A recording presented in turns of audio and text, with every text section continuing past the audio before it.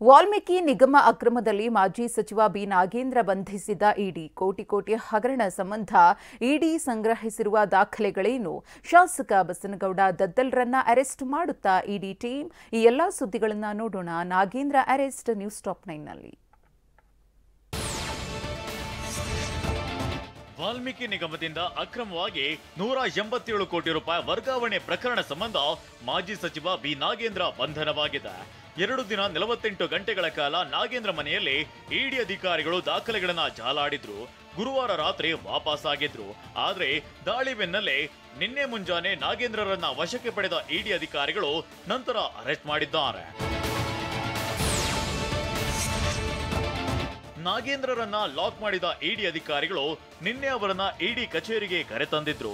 ಈ ವೇಳೆ ಮಾಧ್ಯಮಗಳಿಗೆ ಪ್ರತಿಕ್ರಿಯೆ ನೀಡಿದ ಮಾಜಿ ಸಚಿವ ಬಿ ನಾಗೇಂದ್ರ, ಅಕ್ರಮದ ಬಗ್ಗೆ ನನಗೇನೋ ಗೊತ್ತಿಲ್ಲ, ನಾನೇನೋ ತಪ್ಪು ಮಾಡಿಲ್ಲ ಅಂತ ಹೇಳಿದ್ದಾರೆ.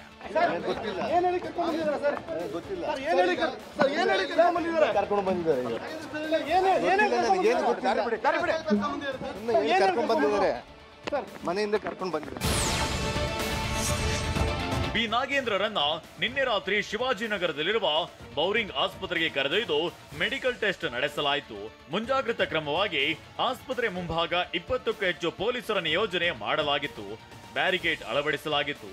ಇನ್ನು ನಾಗೇಂದ್ರರನ್ನ ನ್ಯಾಯಾಧೀಶರ ಮುಂದೆ ಹಾಜರುಪಡಿಸಲು ಇಡಿ ಅಧಿಕಾರಿಗಳು ಸಿದ್ಧತೆ ನಡೆಸಿದ್ದು, ಹೆಚ್ಚಿನ ವಿಚಾರಣೆಗಾಗಿ ಕಸ್ಟಡಿಗೆ ಪಡೆಯುವ ಸಾಧ್ಯತೆ ಇದೆ. ನಾಗೇಂದ್ರ ಸೂಚನೆಯಂತೆ ಅಕೌಂಟ್ ಓಪನ್ ಮಾಡಲಾಗಿದೆ ಅಂತ ನಿಗಮದ ಮಾಜಿ ಎಂಡಿ ಪದ್ಮನಾಭ್ ಹೇಳಿಕೆ ಕೊಟ್ಟಿದ್ದಾರೆ. ಶಾಂಗ್ರಿಲಾ ಹೋಟೆಲ್ನಲ್ಲಿನ ಸಭೆಯಲ್ಲಿ ನಾಗೇಂದ್ರ ಬಂದಿರೋದು ಹೋಗಿರೋದು ಸಿಸಿಟಿವಿ ದೃಶ್ಯಗಳು ಸೆರೆಯಾಗಿದೆ. ಇದಿಷ್ಟೇ ಅಲ್ಲದೆ ಶಾಂಗ್ರಿಲಾ ಹೋಟೆಲ್ನಲ್ಲಿ ಮಹಜರು ಪ್ರಕ್ರಿಯೆ ವೇಳೆ ಅನೇಕ ಸಾಕ್ಷಿಗಳು ಸಿಕ್ಕಿವೆ. ನಾಗೇಂದ್ರ, ಪಿಎ ದೇವೇಂದ್ರಪ್ಪ, ನೆಕ್ಕಂಟಿ ನಾಗರಾಜ್, ನಾಗೇಶ್ವರರಾವ್ ಸಭೆಯಲ್ಲಿ ಭಾಗಿಯಾಗಿರೋದು ಗೊತ್ತಾಗಿದೆ.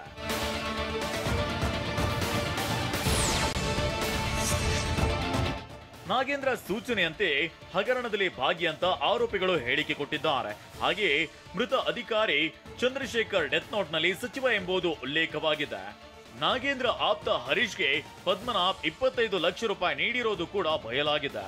ಹರೀಶ್ ವಿಚಾರಣೆಯಲ್ಲಿ ನಾಗೇಂದ್ರ ಸೂಚನೆಯಂತೆ ಹಣ ಪಡೆದಿರೋ ಬಗ್ಗೆ ಹೇಳಿಕೆ ಕೊಟ್ಟಿದ್ದಾರೆ. ಇಡಿ ದಾಳಿಯಲ್ಲಿ ಅಕ್ರಮ ಹಣ ವರ್ಗಾವಣೆ ಸಂಬಂಧ ಅನೇಕ ದಾಖಲೆಗಳು ಸಿಕ್ಕಿವೆ. ಎಲ್ಲಾ ಸಾಕ್ಷಿಗಳನ್ನ ಮುಂದಿಟ್ಟು ನಾಗೇಂದ್ರಗೆ ಇಡಿ ಅಧಿಕಾರಿಗಳು ಪ್ರಶ್ನೆಗಳ ಮೇಲೆ ಪ್ರಶ್ನೆ ಕೇಳಿದ್ದಾರೆ. ಇಡಿ ಚಕ್ರವ್ಯೂಹದಲ್ಲಿ ಸಿಲುಕಿರೋ ನಾಗೇಂದ್ರ ವಿಲವಿಲ ಒದ್ದಾಡ್ತಿದ್ದಾರೆ. ನಾಗೇಂದ್ರ ಲಾಕ್ ಆಗಿರೋದ್ರಿಂದ ಬಳ್ಳಾರಿಯಲ್ಲಿರೋ ಆಪ್ತರಿಗೂ ಟೆನ್ಷನ್ ಶುರುವಾಗಿದೆ. ಆಪ್ತರು ಅಷ್ಟೇ ಅಲ್ಲ, ನಾಗೇಂದ್ರ ಭೇಟಿ ಮಾಡಿದ ಉದ್ಯಮಿಗಳಿಗೂ ಸಂಕಷ್ಟ ಎದುರಾಗಿದೆ.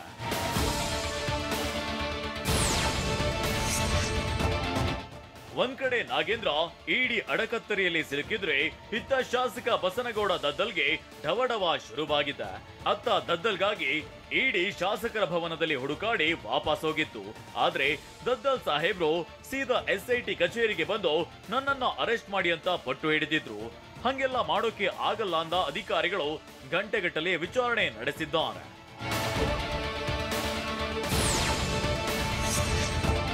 ವಾಲ್ಮೀಕಿ ನಿಗಮದ ಅಧ್ಯಕ್ಷ ಬಸನಗೌಡ ದದ್ದಲ್ ಎಸ್ಐಟಿ ಕಚೇರಿಯಲ್ಲಿ ಇದ್ದಾರೆ ಅನ್ನೋ ವಿಷಯ ತಿಳಿಯುತ್ತಿದ್ದಂತೆ ಇಡಿ ಅಧಿಕಾರಿಗಳ ಒಂದು ತಂಡ ಅಲ್ಲಿಗೆ ಎಂಟ್ರಿ ಕೊಟ್ಟಿತ್ತು.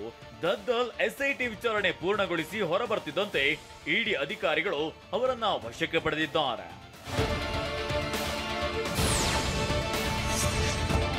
ಬಸನಗೌಡ ದದ್ದಲ್ರ ರಾಯಚೂರಿನ ನಿವಾಸದಲ್ಲಿ ಆಸ್ತಿ ಜಮೀನು ಪತ್ರಗಳು ಪತ್ತೆಯಾಗಿವೆ. ದದ್ದಲ್ ಇತ್ತೀಚೆಗೆ ಗಣದಿನ್ನೆ ಗ್ರಾಮದಲ್ಲಿ ಮಗನ ಹೆಸರಿನಲ್ಲಿ 4 ಎಕರೆ 31 ಗುಂಟೆ ಜಮೀನು ಖರೀದಿಸಿರುವ ದಾಖಲೆಗಳು ಅದಾಗಿದ್ವು. ಇದೇ ಜಮೀನಿನ ದಾಖಲೆ ಪರಿಶೀಲನೆ ಮಾಡಿರುವ ಇಡಿ ಅಧಿಕಾರಿಗಳು ಇವನ್ನೇ ಇಟ್ಕೊಂಡು ಹೆಚ್ಚಿನ ತನಿಖೆ ನಡೆಸಲು ಮುಂದಾಗಿದ್ದಾರೆ. ಈ ಮಧ್ಯೆ ಇಡಿಯಿಂದ ನಾಗೇಂದ್ರ ಬಂಧನ ಕಾಂಗ್ರೆಸ್ ಬಿಜೆಪಿ ನಾಯಕರ ನಡುವೆ ಜಟಾಪಟಿಗೂ ಕಾರಣವಾಗಿದೆ. ಏನು ಅವಶ್ಯಕತೆ ನಾವೇ ಕರೆದು ಎನ್ಕ್ವೈರಿ ಮಾಡ್ತಾ ಇದೀವಿ, ಅದೇನು ಅವಶ್ಯಕತೆ ಇರಲಿಲ್ಲ. ಬಟ್ ಅವ್ರೇನು ಮಾಡ್ತಾ ಇದ್ದಾರೆ, ಬಟ್ ತಿಳ್ಕೊಂಡು ವಿಚಾರ ಮಾತಾಡ್ತೀವಿ. ರಾಜ್ಯದ ದುಡ್ಡನ್ನು ಲೂಟಿ ಹೊಡೆದವ್ರಿಗೆ ನೀವು 40 ದಿನ ಆದರೂ ಮುಟ್ಟೋದೇ ಇಲ್ಲ. ಅವ್ರಿಗೆ ನೋಟಿಸು ಕೊಡಲ್ಲ. ನಮ್ಮ ಹೋರಾಟ ಆದಮೇಲೆ ನೋಟಿಸ್ ಕೊಟ್ಟು 8 ಗಂಟೆ ಅವ್ರಿಗೆ ಕೂಸ್ಕೊಂಡು ರಾಮಾಯಣ ಕೇಳಿದ್ರೆ, ವಾಲ್ಮೀಕಿ ರಾಮಾಯಣನ ಕೇಳ್ಕೊಂಡು ಕೂತಿದ್ರು. ಅವ್ರಿಗೆ ಏನು ಮಾಡಿಲ್ಲ. ತಿರುಗಿ ಹೋಗಪ್ಪ ಮನೆಗೆ ಹೋಗು ಬಾ ಅಂತ ಹೇಳ್ತಾರೆ. ಇಡಿ ಎಂಟ್ರಿಯಾಗಿ ಅವರ ದಾಖಲೆಗಳೆಲ್ಲ ಪರಿಶೀಲನೆ ಮೇಲೆ ಅವರು ಲೂಟಿ ಹೊಡೆದಿರೋದು ಸ್ಪಷ್ಟವಾಗಿದೆ.